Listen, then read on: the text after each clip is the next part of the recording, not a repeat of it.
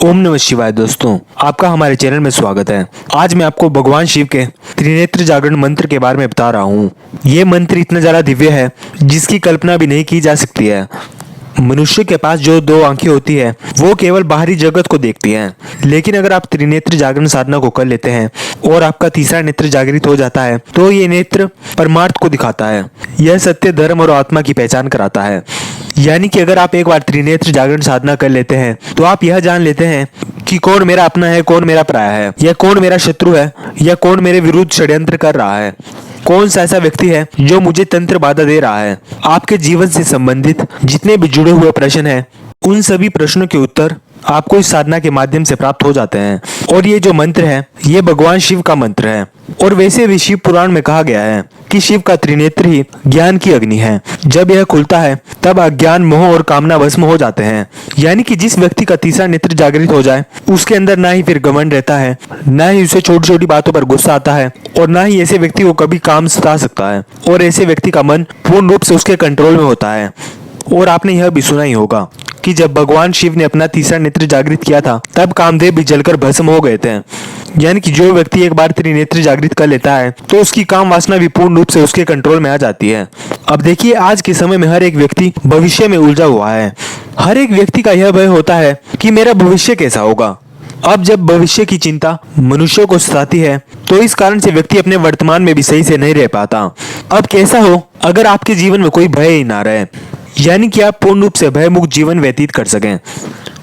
देखिए, अगर आप त्रिनेत्र जागरण साधना को कर लेते हैं तो आपको सबसे बड़ा लाभ तो ये देखने के लिए मिलता है कि आपका आपके गुस्से के ऊपर कंट्रोल हो जाएगा, आपका आपके मन के ऊपर कंट्रोल हो जाएगा, और आपकी काम वासना पूर्ण रूप से आपके नियंत्रण में आ जाएगी।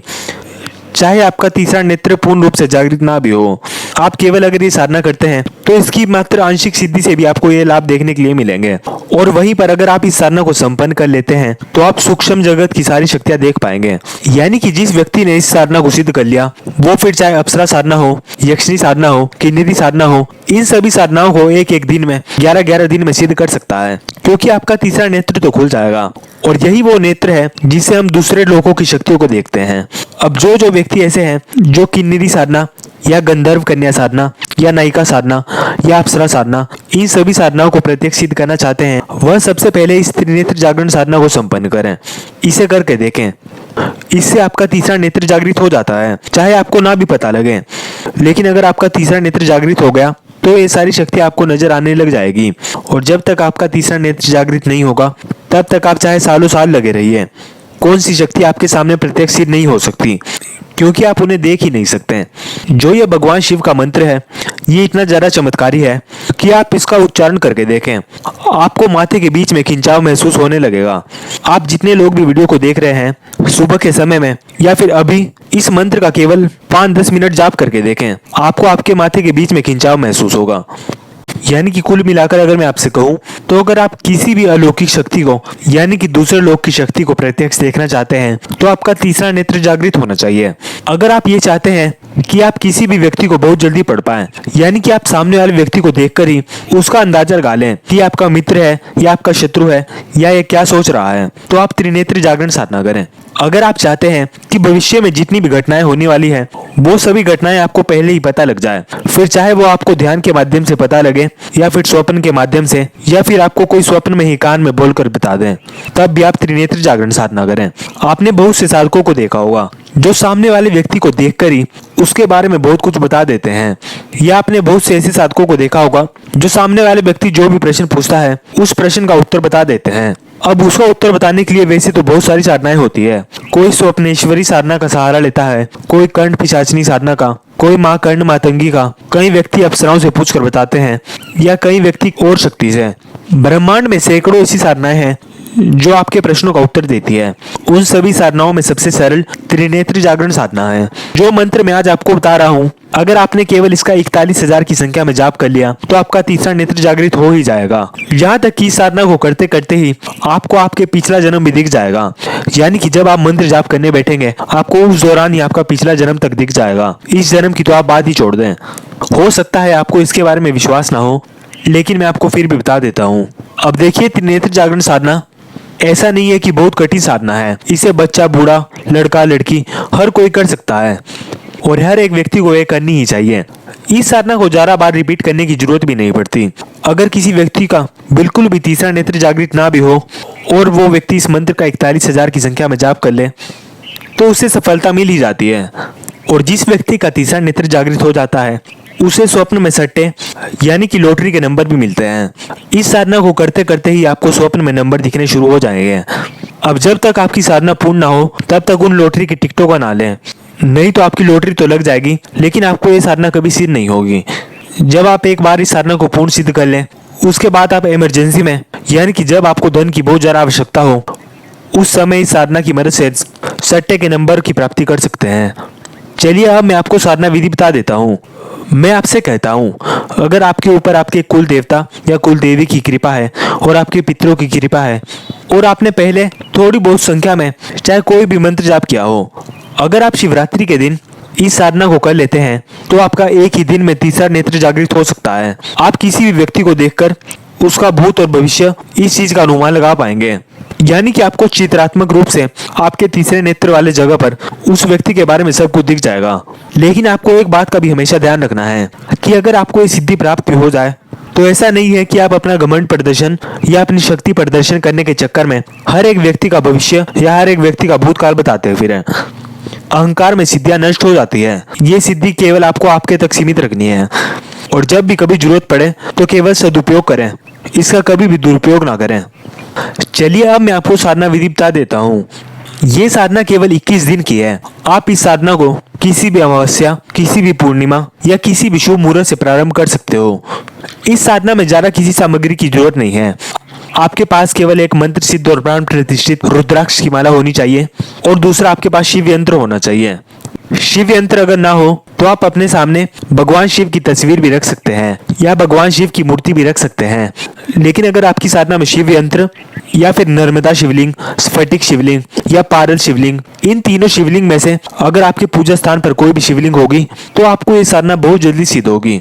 मैं आपसे यह नहीं कहता कि आप इन तीनों प्रकार की शिवलिंग को स्थापित कर लें। मैं आपसे यह भी नहीं कहता कि आप शिव यंत्र जरूर स्थापित करें, पर जिन जिन व्यक्तियों ने ये चीजें स्थापित कर रखी होगी यानी कि शिवलिंग और शिव यंत्र, उन्हें इस साधना में अतिशीघ्र सिद्धि मिलती है। बाकी करने के लिए तो आप एक साधारण चित्र से और रुद्राक्ष की माला से भी ये साधना संपन्न कर सकते हैं। आपको थोड़ा समय लगेगा लेकिन आपको ये साधना सिद्ध हो जाएगी। मैंने आपको पिछली वीडियोज में भी बताया है कि भगवान शिव की साधनाओं में सामग्री इतनी ज्यादा भी मायने नहीं रखती। अगर आप श्रद्धा भाव से उनकी साधना करते हैं तो वो आपके ऊपर कृपा करते ही करते हैं, इसीलिए शायद उन्हें भोलेनाथ कहा जाता है।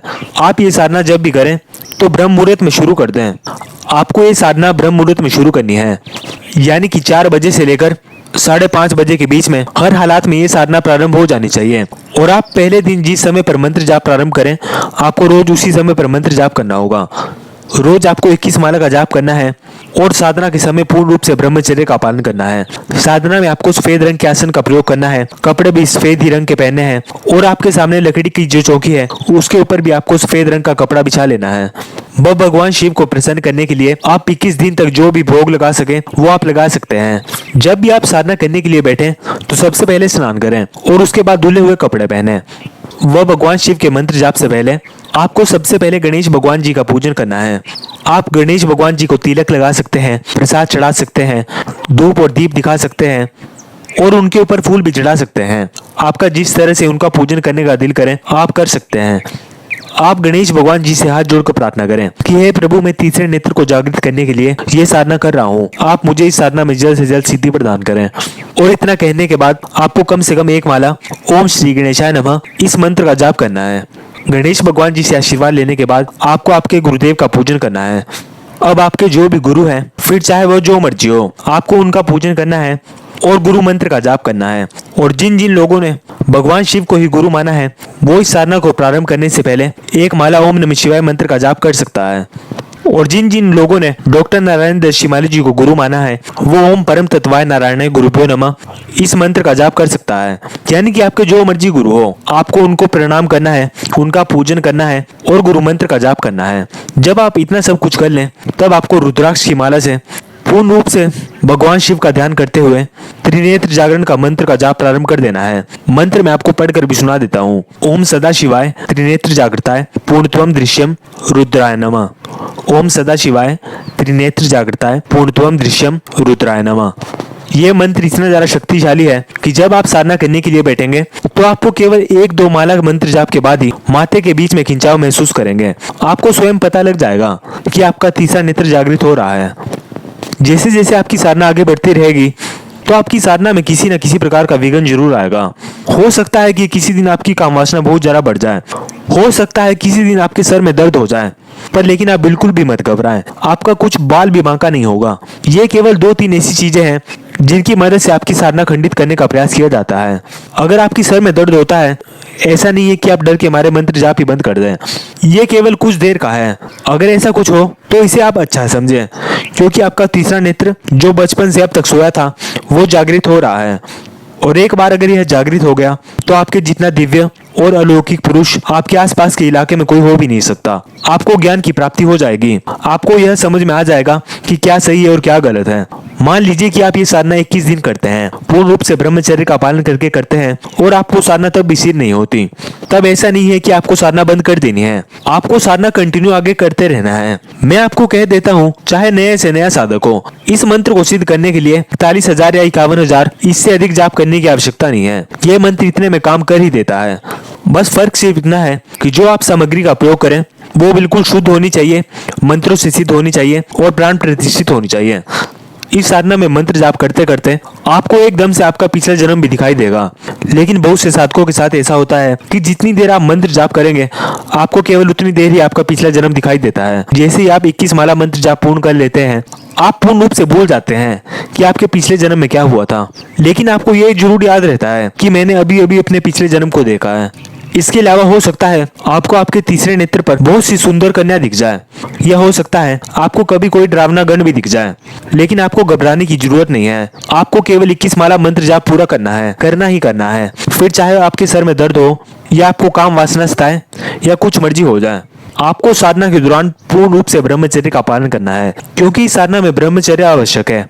जब आपके शरीर में ऊर्जा होगी, उसी ऊर्जा से आपका तीसरा नेत्र जागृत होता है। इसीलिए इस बात का विशेष ध्यान रखें। और शिवरात्रि के दिन 1 घंटा 2 घंटा अगर आप ये मंत्र जाप कर लेते हैं तो आप में से आधे से ज्यादा व्यक्तियों का तीसरा नेत्र उसी दिन जागृत हो जाएगा, क्योंकि ये दिन बहुत ज्यादा पवित्र है। शिवरात्रि का दिन एक ऐसा दिन है जिस दिन अगर आप इस मंत्र का 1 घंटे जाप करोगे तो आपको सीधे ही 100 घंटे मंत्र जाप के बराबर फल मिलेगा। इसीलिए आप उस दिन जितने ज्यादा शिव मंत्रों का जाप करेंगे आपके लिए उतना ही उत्तम रहेगा।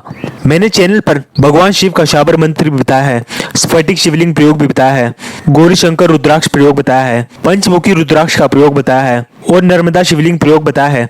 यानी कि भगवान शिव से संबंधित मैंने बहुत सारे प्रयोग दिए हैं। आप उन सभी को जाके देख लें, आपको डिस्क्रिप्शन में भी वीडियो की लिंक मिल जाएगी।